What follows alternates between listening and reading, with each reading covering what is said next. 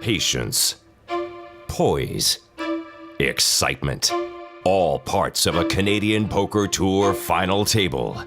Now, 5 remain. The aggressor, Malcolm Bolger, continues to use his impressive stack to his advantage. The chip leader, is he destined to claim the title? The veteran, he goes by Billy Mack, the most experienced of the bunch. His play is calculated and controlled. The kid, Jesse McLeod.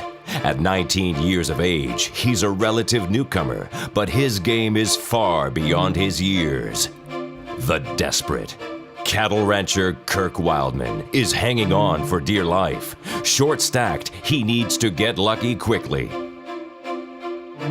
The brash Alan Butkovic.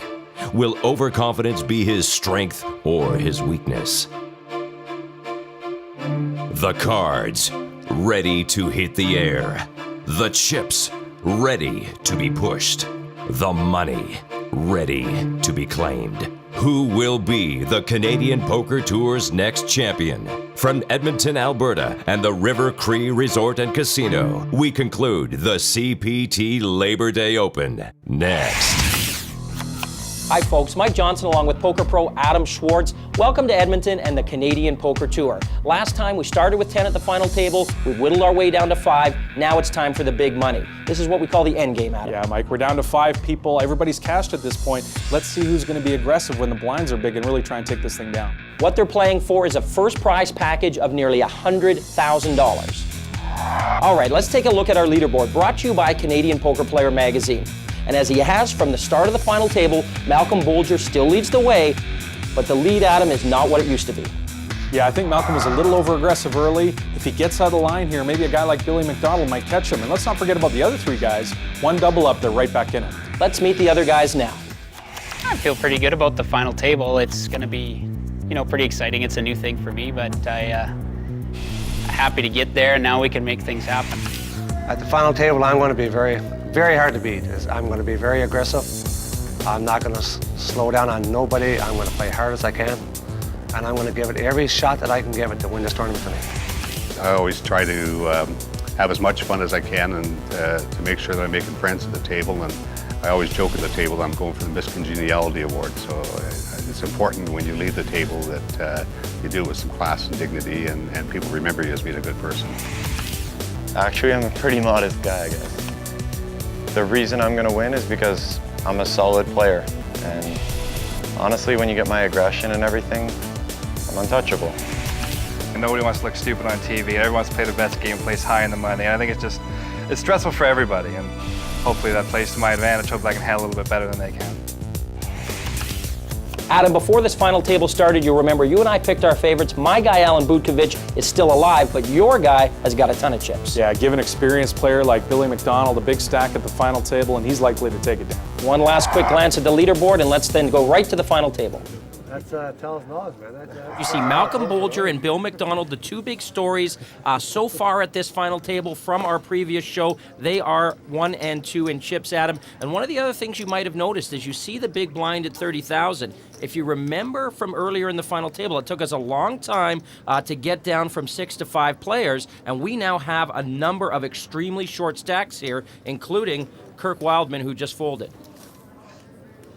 Here's Billy on the button with 6-7. I don't look for him to get involved with that hand. One player who will get involved here is Jesse. He's got less than 3 big blinds left, and I think all in was the play before he looked at his cards, but he still looked, and 10-jack suited is a great hand in this situation. Yeah, not only does Jesse almost have to push with any hand, Alan's got to call with any hand because he's getting about 3-1 here, so any 2 cards, really. Absolutely. It's just a small amount to call. 4-8 of clubs really is irrelevant here. The fact is he didn't even have to look there, and he's got 2 live cards. And Jesse, the 19-year-old medic from High River, Alberta, who thought he needed a medic before this hand started, sitting pretty as a 2-1 favorite. It's almost turned into a bit of a sit-and-go here, where we've got push-fold strategies instead of, raising before the flop and outplaying each other after the flop. All the strategy becomes now in during the flop. Speaking of the flop, queen, queen 7, 2 spades. Great flop for Jesse to stay alive. He now adds a flush draw to his 2 overcards. Here comes the turn card. Oh, it's a 4 of hearts now. Alan makes 2 pair. Jesse's going to need a spade, a 10, or a jack to stay alive. Jesse's still okay, but he doesn't think so right now. There's a lot of outs, and he hits one of them with the 5 of spades. We're still 5-handed as Jesse doubles up, hitting the flush card on the river, and the hand kind of played itself out, but for Jesse, in a great way, he's back in this tournament. Right, Mike, when we get down to stacks this short, there are some standard strategies to go by. Well, as a short stack, I'm going to have to maybe make a move quicker than I usually would. I play pretty tight aggressive, so I might have to make a move before I'm real comfortable, but knowing that I'm short stack, I'm going to have to, get my chips out there and see what happens. I don't want to go out with a bad hand, but I'm ready to use what I got and use those chips as much as I can and put some pressure on the other guys that might just be willing to hang in there for 5th or something. I'm ready to get my chips in there to try to win this thing. My strategy is to come out hard and show no mercy to no one. I'm a very aggressive player, and big stack, it's going to be to my power, there's no doubt about it. I'm hoping to push a lot of people around and get this over early. I'm sorry, but this is my tournament and this is my night. Generally like to get myself into a pot with the best hand and take it from there. I've beat a lot of people in hands where I shouldn't have, and I've been beat by a lot of people where I shouldn't have been beat. So I accept that as poker, as you'll find most of the seasoned players do. I'd like to describe my game as pretty much tight aggressive, just constantly keep the pressure on the people, make the smart folds when they're there. That's the big one I've always seen. Not knowing when to get rid of a hand. If you know you're beat, there's no point in playing it. At this final table, I'm going to take it all. It's pointless even playing. I'm going to try and mix up my play, diversify my play, and hopefully try to keep my opponents guessing. If my opponents guess, hopefully they'll make mistakes, and that'll give me an advantage. If you'd like an opportunity to hit our next TV final table, go to CanadianPokerTour.tv and find the schedule for an event coming up near you. Back to the action. Big blind, still 30,000. We still have short stacks as well. Malcolm throwing away that deuce 9. You can tell he just wants to play every hand. And they talked about this in the interviews. The players with the lights and the cameras on, they don't want to go out with a bad hand, but they'd rather go out with a bang than a whimper. In this case, Kirk's got no choice. He's going to go all in here with his king high on the button. Right, the problem, though, is when you let yourself get this short, he's made it 58,000 here, blinds with 15 or 30,000. It's only 28,000 to call to try and knock out one of your opponents. So what happens is the blinds, the bigger stacks, they'll call you here, and you have absolutely no fold equity. In this case, as far as random hands calling him, his king-jack is fairly strong. We'll see what Billy Mack does. As expected, he called, and he calls with ace-4 suited, a stronger hand than Kirk. Now the decision comes to the big blind, Jesse McLeod, who just doubled up on that last hand, but still, relative to the blinds, is a very short stack. Yeah, it's about 25,000 to call for Jesse here. He's only got about 100, so it's 25% of his chips. So unless he's got a big hand here, yeah, see 5-7 off. I think you want to leave this to the big stacks to try and take out the players. You don't want to put 25% of your stack in here trying to knock a guy out, and especially when it's only, 5th, 6th place, something like that, not one of the top spots. Yeah, very interesting. More to think about here, because if he does fold, he can move up to at least 4th place money because he knows Billy is going to take on Kirk with a chance to eliminate him. What rank would I be paid? And that's what he's asking now. He says, if I call and lose this hand, would I be paid 4th or 5th? The answer, of course, is he will get 4th money because he does currently have slightly more chips than Kirk does, and for whatever reason, that information has actually induced him to call. Now, the standard play here, when you do this, when you call an all-in player, is you check all the way down to the river, giving yourselves the 2 hands that are live the best chance to knock out the all-in player. What situation would Jesse or Billy make a further bet here? Well, if you've got a hand to protect. So if you have a hand on the flop or the turn that you want to protect, you want to make a bet here just in case, a very big hand, in case the other person has to call. Flop comes queen 9-6, all clubs. Believe it or not, nobody makes a pair, but with 3 clubs on the board, Jesse now pulls ahead with not only a flush draw, but also a gut shot straight. They both checked as expected. Now here comes the turn. It's a 4, so Billy's made a pair. Jesse now has an open-ended straight and a flush draw. With being as short as he would a shove here by Jesse not potentially take down this pot? No, you shouldn't. And what happens is you'll protect the all-in hand, and if you don't hit, the all-in triples up. Deuce of diamonds on the river doesn't improve either Jesse or Kirk. Kirk pretty much resigned now to being eliminated from this tournament. I think he sees that they're going to check it down, and his king high is not going to be any good. Billy turns over only a pair of fours. And that's going to take it down. Kirk Wildman is our 5th place finisher here. Yeah, we didn't see Kirk get involved a whole lot at this final table, but even with that, was able to move all the way up to a 5th place payout of over $12,000. You would have expected him to be a little bit more aggressive than he was. Malcolm Bolger and Billy Mack neck and neck atop the leaderboard, just 4 left. More from the CPT Labor Day Open, presented by the River Cree Resort and Casino.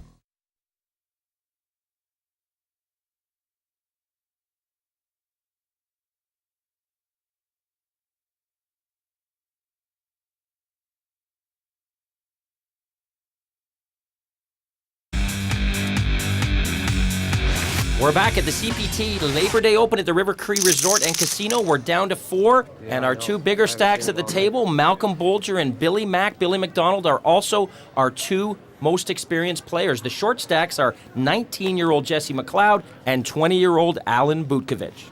Alan Butkovich, of course, the guy you picked to win this tournament. He's in the big blind with less than 3 big blinds. Malcolm here with a big hand, king-queen offsuit. That's a premium hand, four-handed. I look for him to raise it up here. And of course, we know he's never shy. He's going to take control of this hand for sure. Yeah, the killer instincts are coming out now. Malcolm and Billy would really like to dispose of these 2 small stacks and get themselves head up as quickly as possible. And I think you'll see Billy stay out of Malcolm's way here and vice versa. Look, he's got 9-10 of diamonds. Normally a decent hand. Obviously, he's not first in, so he's probably going to muck it. But if Malcolm would have folded it, he would have raised there for sure. Yeah, the only way these 2 big stacks would tangle with each other at this point is if you were in a situation, aces against kings, big hands. At this point, they're just going to take turns picking off the near corpses. And fold it to Ellen here. He's got deuce 6 off. He's pretty much got a call here with any 2 cards.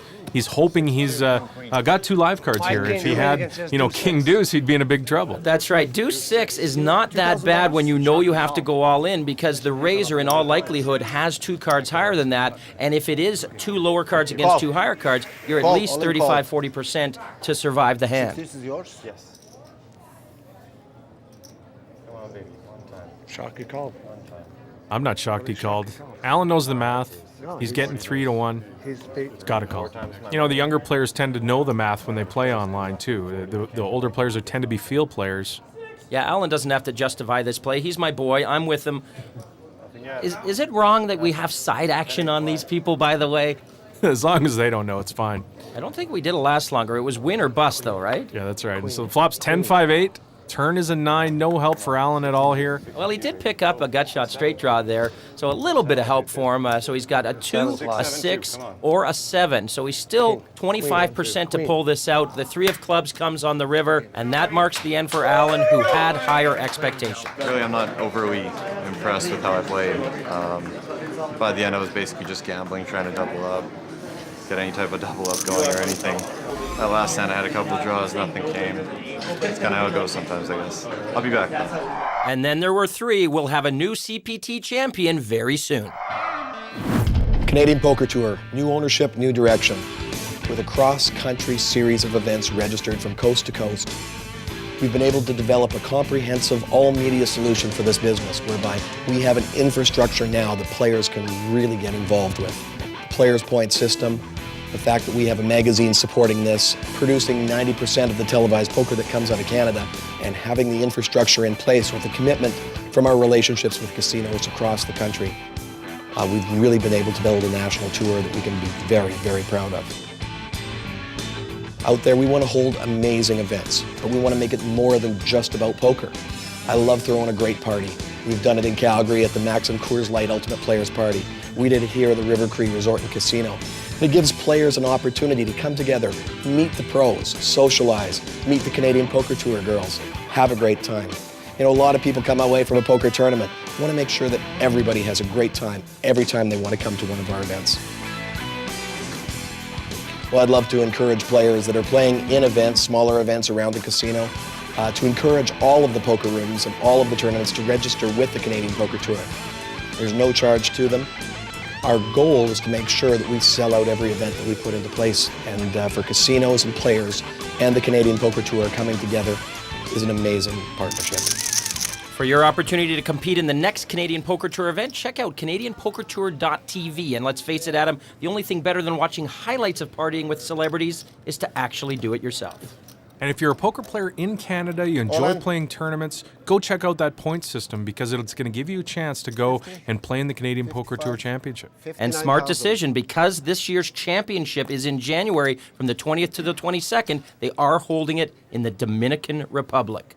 And back to the action, Jesse's pushed all in here under the gun with the 10-3 of spades. Pretty standard play. He's going to be in the big blind next for 30,000. He's only got 59,000. He's going to put it in. And equally a standard of play, this is a standard call here, 30,000 more, and I can't believe he's folding.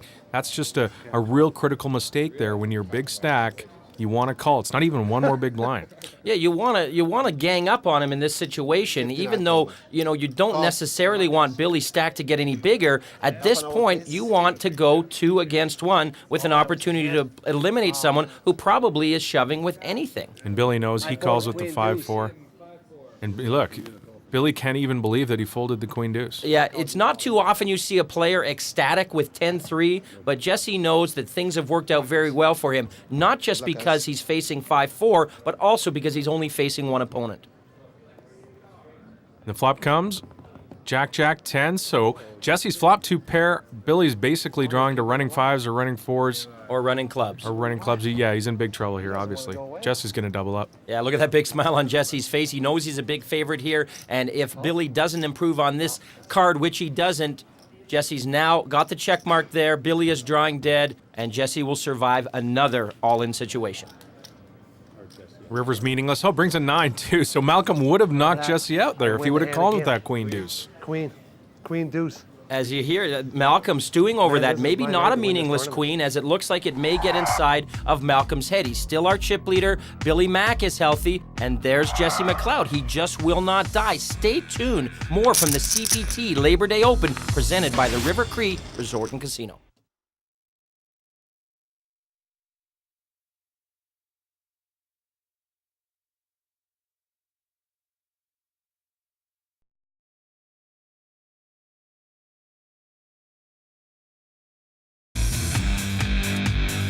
Welcome back to the CPT Labor Day Open from the River Cree Resort and Casino. There is our Canadian Poker Player Magazine leaderboard. Only 3 left, and Malcolm and Billy Mack are still in good shape, but they just can't rid themselves of the pesky 19-year-old Jesse McLeod.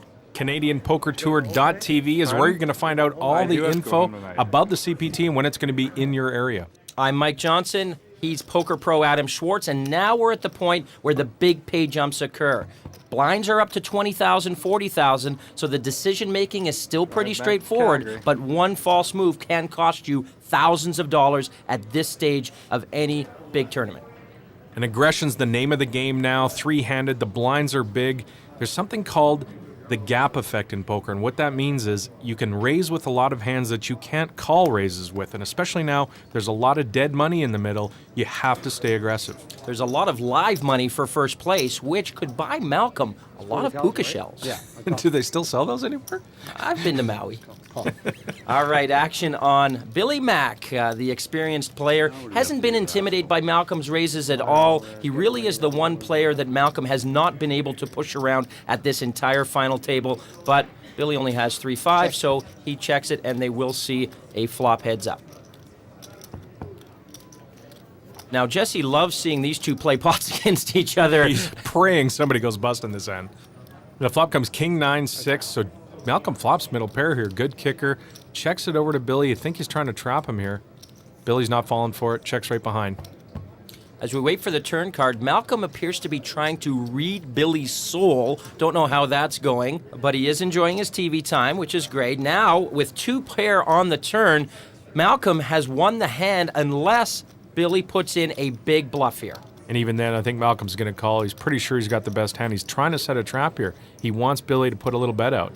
Billy, again, not falling for it. A lot of people would try and take the pot away there on the turn. Billy's been playing so solid at this entire final table. I don't think at this stage he would get too tricky. He's been playing it very straightforward. And Malcolm's got a lead out here on the river for sure, hoping to get a call maybe from ace high, but he checks again. Billy, I don't think is going to fall for this. And again, because there is a big difference between second and third place money, perhaps he is slightly afraid of the king and doesn't want to build a big pot in case he bets out and Billy came over the top with a big raise. Yeah, but you just get no value when you don't bet your hand heads up, second pair the whole way along. Now, Malcolm wins the hand here, and he wins as much as he was going to win. Billy would have folded anyways, but it's really interesting to see the uber-aggressive Malcolm from earlier in the final table has really pulled the reins back. Is that because we're at the big money now, or is it because he's maybe a little intimidated by Billy Mack? I should have thrown a fielder bit out there, but I don't think I would have got any off yet. I didn't think I would. It's getting late for you, too. You're underage. Malcolm throwing an age shot out at Jesse. The guy's married, Malcolm. I think he has no more curfew. Yeah. Oh, I'm sorry. Or maybe he does have a curfew because he's married. It's a good point you make. Malcolm here with Queen 9 of Hearts on the button. Great spot here to open for a raise, I think. I'll play nice this time. Now he's just limping Wow, again. this is the new and not so improved Malcolm Bolger here. Where are the raises? Right, he was raising with those hands earlier at the full table when the blinds are small. Now when they're short-handed and the blinds are big, he's limping in on the button. Yeah, remember, folks, three-handed Queen 9 of Hearts is a strong hand. Billy Mack with King 5 of Spades will also limp in, and we're going to see a flop three-handed here. Jesse's got Jack 7 offsuit. Jesse can't believe how lucky he is, to be honest. He's in the big blind. The two big stacks limp to him. Give him a chance to outflop them. Yeah, if they don't start pushing him around, he's going to get right back in this thing. Flop is Queen 10-6, 2 hearts. Massive flop here for Malcolm. Nobody else has anything. Don't think he's going to get a lot of action here. Malcolm did play aggressively at the beginning of this final table, but let's be honest, the deck has been friendlier to him at this final table than any other player.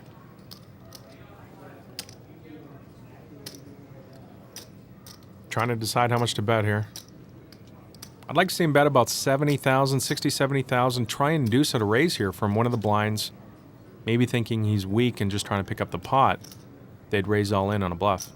Yeah, remember, he doesn't just have top pair with an average kicker. He also has a very nice flush draw as well. Looks like he's bet about 90,000. $85,000. 90,000. Can't see Billy calling. Don't think he's going to make a move here. Jesse as well. The big stack, you know, you're going to get called there a lot if you try and check raise all in. One time. And Malcolm showing his hand here, and what that is you're showing your opponents what you're limping in on the button three-handed. Critical mistake, especially a guy with a lot of experience like Billy. I'll show you girls tonight, okay? He calls them girls. Malcolm, you're the one with the fancy necklace. Adam, what a great facility the River Cree Resort and Casino is. Our goal at River Cree Resort and everything that we do is to go a step beyond anything that has been seen in casinos in Western Canada. We like to consider ourselves a Vegas experience in your backyard. Tournament poker is a large part of what draws people away from their home casinos and to experience new casinos, and River Cree Resort is very committed to providing people with a destination experience.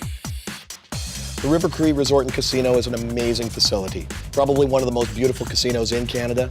We've had a great time, great response from players, and this has been a phenomenal event. They know how to run a poker tournament. The River Cree hosted an incredible event. They're now associated with the Marriott.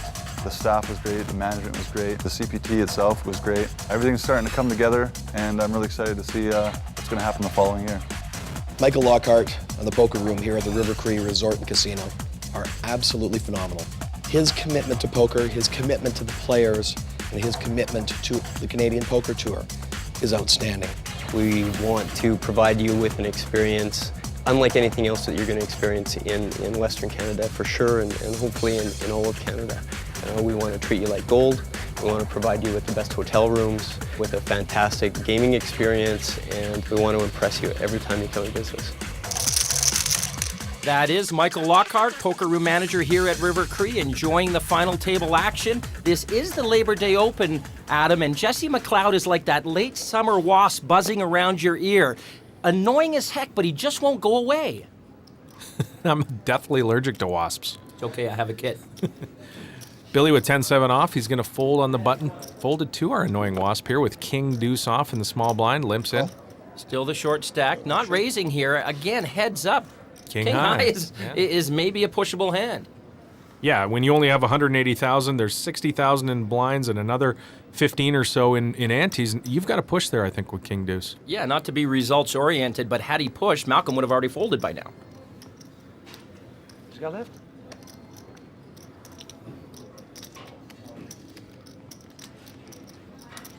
Malcolm counting him down here. You know, another spot here, Malcolm could raise. He knows he's only going to limp in. He didn't want to raise, so he could raise him out. How much? 146. Why would you just call? Early final table, Malcolm would come back at him here and would have an opportunity to take this pot down right here. Check. Checks behind, we're going to see a flop. Everybody tightening up at a time when you're supposed to be most aggressive. Malcolm very focused on Jesse's reaction to the flop here. Getting better. Door card is a 7, and Jesse, I think that was Jesse, pretending to like the 7, although as we know, it doesn't help him at all. Jesse still with just king high. Malcolm improving significantly with an open-ended straight draw. And Jesse leads out here for 60,000 into the 90,000 chip pot. Malcolm with an open-ended straight draw has got a tough decision here. You know, it's a great spot to try and move him all in because he's got a draw if he does get called. $60,000. You got 62,000 left behind you. The answer? About 80. 75. 76. How much? 76. 76. $130,000. Malcolm confusing dollars and tournament chips here. And Jesse looking pretty laid back considering he has fired out a bet here with only king high. It's a tricky little bet. You would have expected him just to push there. And Malcolm goes into the thinking pose. Is he thinking or is he auditioning for Godfather 4? I want to be in Godfather 4. I think I'd be a good flunky. Now he calls here. I don't know about this. Now what's he going to do when Jesse fires on the turn and you know he hasn't hit his hand? Yeah, this hand just got even more bizarre. They both want it, but they don't want it. And Jesse now, with the turn card to come, only has 70,000 plus chips left. The 9 of clubs comes on the turn, and with 3 clubs on the board, Jesse has a flush draw, and the rest of his chips go in.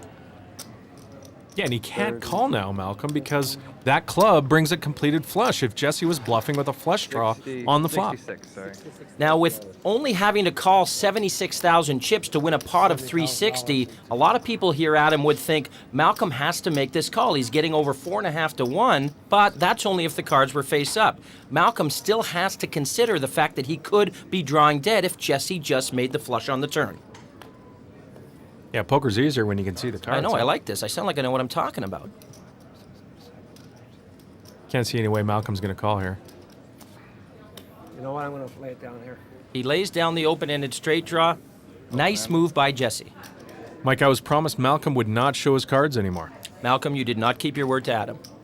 Ace of clubs in the rabbit cam there. Jesse would have made a deuce high flush. This hand ended up being a lot more interesting than probably it should have been. Right off the bat, Jesse probably could have taken this down with an all-in shove pre-flop. Yeah, with blinds at 20,000, 40,000, you start with about 160,000. Jesse just should be pushing in there in the small blind when it's limped around to him. King high better than an average hand. And Malcolm might have been able to re-steal with a raise there, but chose not to. So the board brought Malcolm an open-ended straight draw, and then Jesse made a very tricky bet of about half his remaining chips, rather than the obvious play, which would have been a push there.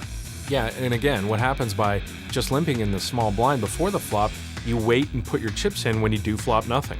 Malcolm didn't put the pressure on Jesse with his open-ended straight draw.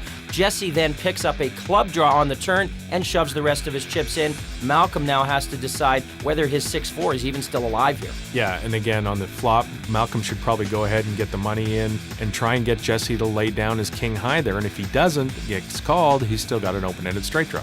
And another one of those situations where maybe a cash game decision would have been different than tournament circumstances. Malcolm Bolger still in the lead. We're down to 3 at the CPT Labor Day Open at the River Cree Resort and Casino.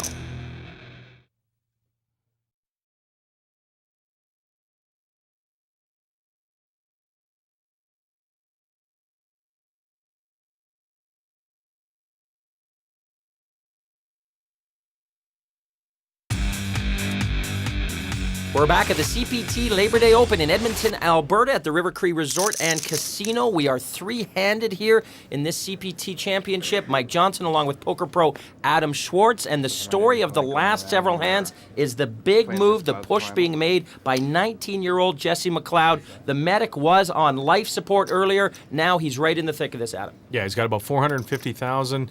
He's not the short stack any longer where he has been for almost the whole final table. Yeah, we talked about endgame strategy, especially with such big blinds. When to push, when to stay out of hands, and Jesse McLeod has played that perfectly so far. And here's Malcolm trying to fight back and pick up blinds of his own. He's got 7-10 of hearts on the button. He's going to make it 2.5 times the big blind. I like this play. That's the Malcolm we know and love from earlier at the final table.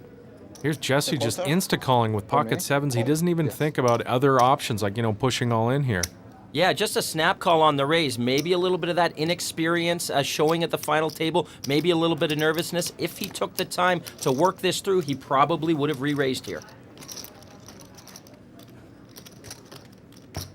Now if the flop comes Jack 9-4 and he checks, Malcolm bets, what's he going to do? He's got to fold, even though he's got the best hand. Flop comes 3-4-5.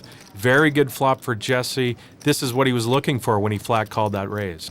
Jesse's still a big favorite. They both have that gut shot straight draw. Malcolm has the backdoor flush draw and the 10. Going to count? Can you move your hand? The count is a lot, Malcolm. I'm noticing the confidence of Jesse here. Before, early in the final table, he was kind of a wallflower. He didn't play any hands. He was hardly even touching his chips, just playing with the water bottle. Now you see that he's built his stack up here. His confidence has just blossomed. Yeah, and the unfortunate thing for Malcolm here is he's got to take a shot at this flop. He raised pre-flop. He flopped no pair, no draw. He's going to take a shot at it for 150. Now, that's exactly what Jesse wanted to see here. I would not be shocked to see an all-in. A little bit of Hollywood. On. And he's moved in here. Had to do that. Got his flop. And Malcolm asking how much. I can't see any way in the world he would call. But again, how much means more TV time. You gotta think. There's always a method to his madness. Billy's gonna go get a drink. 75, 100, 125, 135. He's just mad at himself, I think, more than anything. I just don't see how he's even thinking of calling. Yeah, things really going sideways for Malcolm here. You see the body language. You'll remember he was in complete control of this final table. Cocky, pushing everybody around, chirping at the table. It's just a different Malcolm we see right now. 152. Look at the spring and Jesse's step there. Bouncing it up and down, trying to figure out a way to get him to call, I would think. It looks like he knows he's ahead. And look at the face on Malcolm. It looks like he either just lost his dog or perhaps they shut down his favorite bar on the famous George Street back in Newfoundland. He does concede the pot, and that is an 800,000 chip pot for our new chip leader, Jesse McLeod. And Adam, you'll remember when we started five-handed, he put it all in with less than 3 big blinds, and here he is now in command of this tournament. It's never over in poker. Yeah, not only that, but he put it in with 10-3 of spades when they were three-handed, and Malcolm could have made a relatively simple call, a very small call in the small blind with Queen Deuce of Diamonds, and knocked him out, and he wouldn't have to deal with Jesse anymore. And don't think that's not still in the back of Malcolm's head right now, as Jesse has really taken over things here. And there sits Billy Mack, calmly letting all of this unfold. And Malcolm's moved all in the small blind with 8-9 offsuit. Billy snap calls with ace-10 of spades. You know, Malcolm's only got about 5 big blinds as well as Billy. I don't mind the move in there in the small blind, and of course Billy's ahead of almost all of Malcolm's range there. And let's get into Jesse's head as he watches with glee this board unfold. One of these players is either going to be eliminated in Billy or down to almost nothing in Malcolm. Does he have a preference right now? I think it's 6 of one, half dozen of the other. If you play against Malcolm, he might make a mistake, but he's very, very aggressive, and he might, suck out on you or get you to put your chips in bad. Billy, you might be able to push around a bit with the blinds this big. The board is 6-5-3 rainbow. Billy still ahead with ace high, but Malcolm has picked up a gut shot straight draw. A 7 will win the hand for Malcolm. 7, 8, or a 9.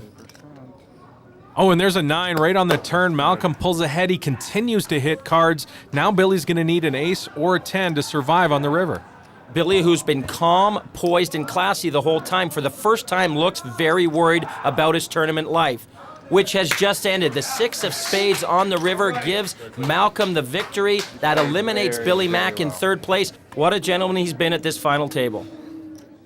That last level that we played at, it was all 8-3, 9-2, and one or two times that I could have called off my chips, but chose not to do that. Very happy with how I played, and I think the editing booth will show that there wasn't much there in that last level. The heads-up battle is next. Will it be the brash and aggressive Malcolm Bolger from Labrador or the 19-year-old newlywed Jesse McLeod of High River, Alberta? We crown a champion next. It's the CPT Labor Day Open presented by the River Cree Resort and Casino.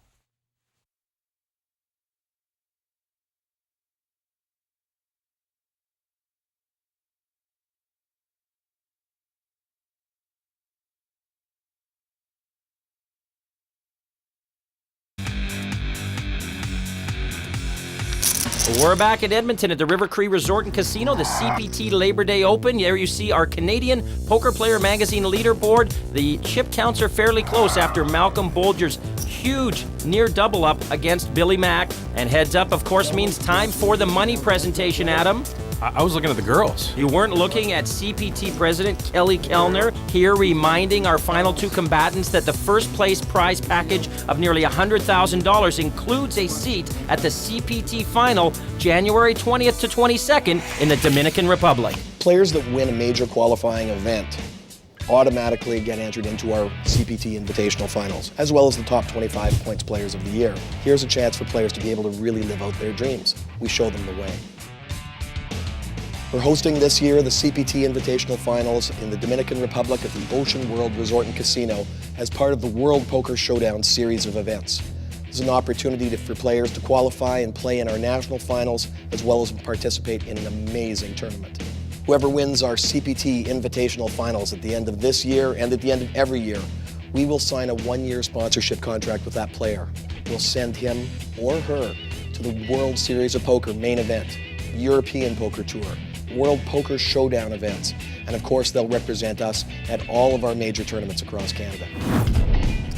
And Mike, it's really hard not to be very excited about the new Canadian Poker Tour. You know, you've got a situation where all players want to be a sponsored player. Here is your golden opportunity. Get involved with the CPT and you could become a sponsored player. All right, the heads-up battle is underway. Malcolm picks up a hand right away, ace-10, extremely strong. He wastes no time, shoves it all in the middle. San Francisco 49ers, they're easy fold for Jesse. Malcolm shows him his hand again, the ace-10 offsuit. And just taking the big blind in the ante there, the chips are now basically even. I won't show you no more. I'm pretty sure Jesse does not believe him when he says that. That is Malcolm's favorite line. Hey, Malcolm. I hope you lose. Jesse being very honest. I do. I'm very happy for what I got right now. He was kidding, Malcolm. I wasn't serious. It was a joke. You said that at the beginning. Malcolm's Not really stressed. that mean. He's at war. All right, Adam, as a second-place finisher of a CPT event, tell me, we've got Jesse McLeod, the 19-year-old. He's never played in a tournament this big before, but he's got the hot hand against Malcolm, who plays every single day. Who's got the edge right now? You're going to make me pick? My guy finished third the last time I picked. I'm not going to put a jinx on any of them. I'm done making predictions. All right, I'm going to predict whoever gets the best cards. Neither of them have good cards here as Jesse limps in with 8-5 of hearts. In the big blind, Malcolm has 2-3 of hearts, deciding what to do in this situation. And he decides to check. He's out of position here, so he's probably not going to want to get too tangled up with the 3 high. I don't see a lot of non-all-in flops heads up with the blinds this big. What a flop for Malcolm Bolger. 2-3, 10 of clubs. He's got bottom 2 pair. Yeah, he moves in there because he's got to be afraid of a club draw. I'll show you again. There he goes one more time. Malcolm is a compulsive shower. There's a 12-step program for that, Malcolm. That's really good. That's good. That'll work. Hi, my name's Malcolm, and I like to show my cards. Too bad it wasn't hearts. That would have been good for me. I might have got away from it if it was hearts. Yeah, if you would have flopped a flush, you probably would have gotten away from it heads up. But no one tells the truth at the poker table. We're heads up. It's Malcolm versus the kid. My goals in poker is to go on, hopefully become one of those staples that you hear about. Maybe one of the Canadian staples like Negreanu or Booth. try and move up from there. But I'll just start with this tournament. Let's see how it goes. It's pretty nervous, for the first time at this level here. It's a few butterflies. I've never experienced something like this in my life, and I hope down in the near future that I'm going to keep doing it.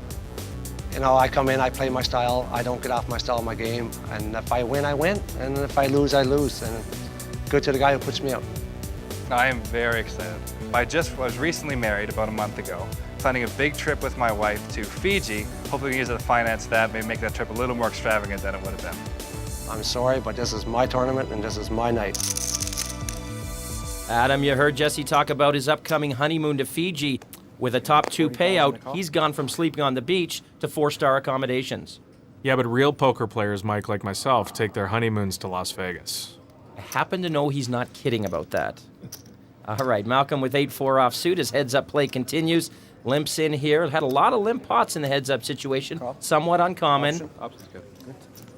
Jesse checks with King Deuce. Malcolm limping in there with the 8-4. Remember, he does have position. Very, very important when your head's up.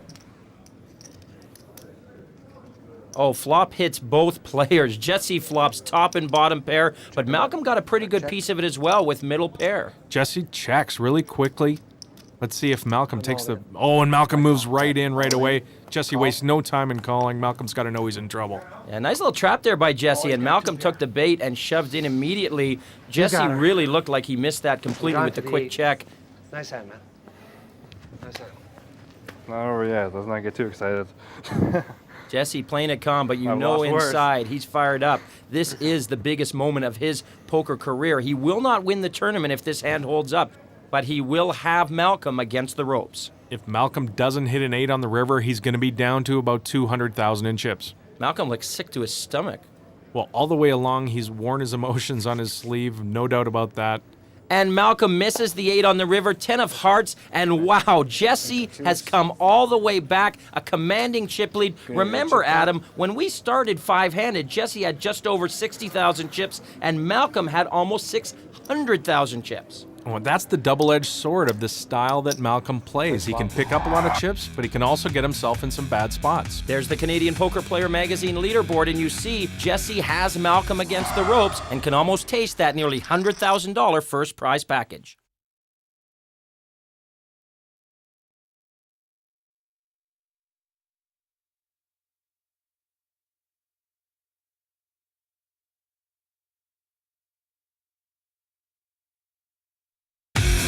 Welcome back to the River Cree Resort and Casino in Edmonton. We are soon to crown a champion of the CPT Labor Day Open. Our heads-up contestants are Jesse McLeod, a big chip leader at this point, over Malcolm Bolger, who, Adam, really had the chip lead almost this entire final table until now.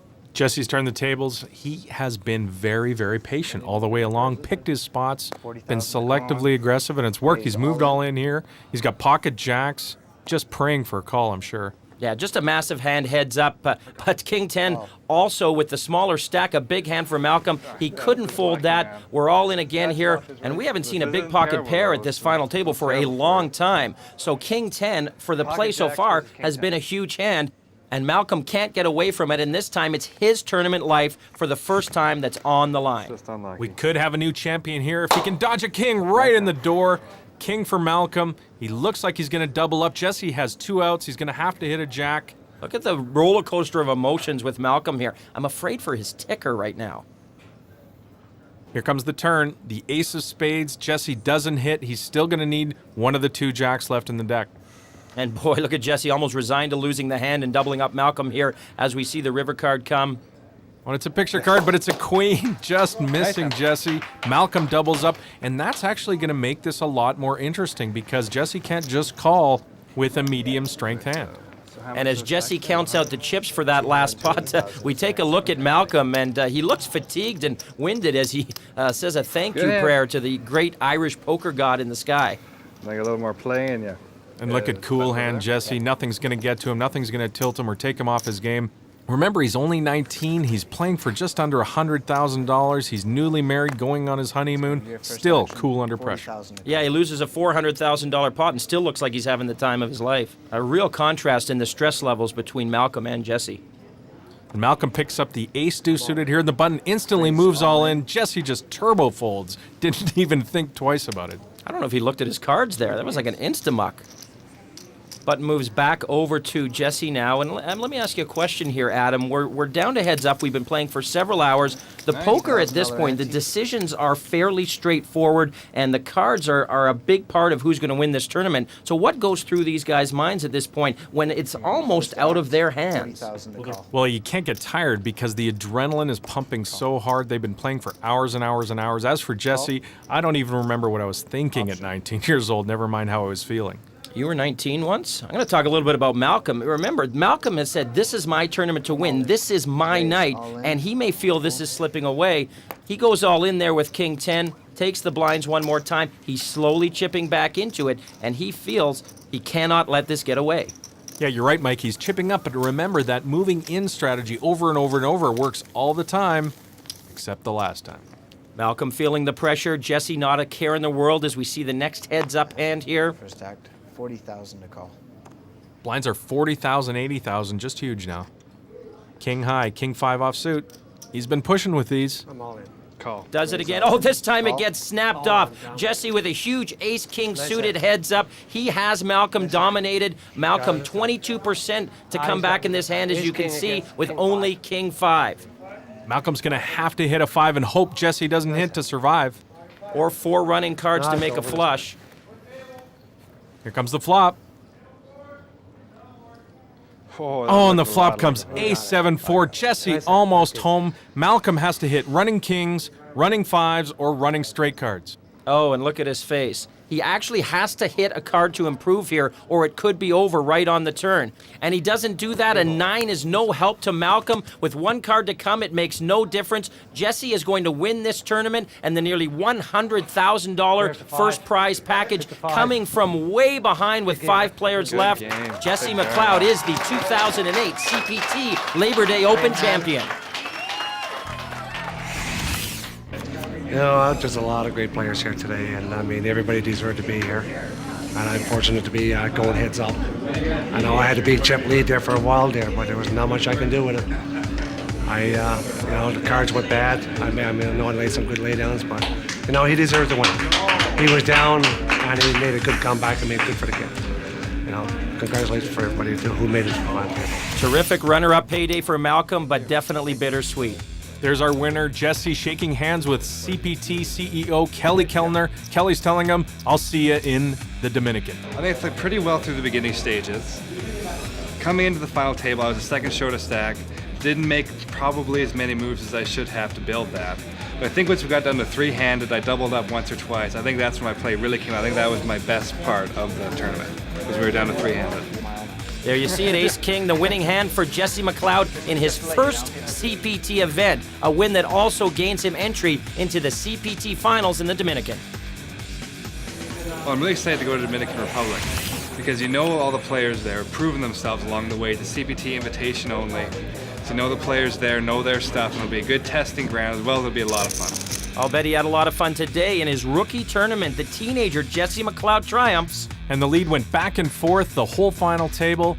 Some of the more experienced players had shots at it, but in the end, it was the newlywed Jesse McLeod who takes down the CPT Labor Day Open. For Adam Schwartz, I'm Mike Johnson. Until next time.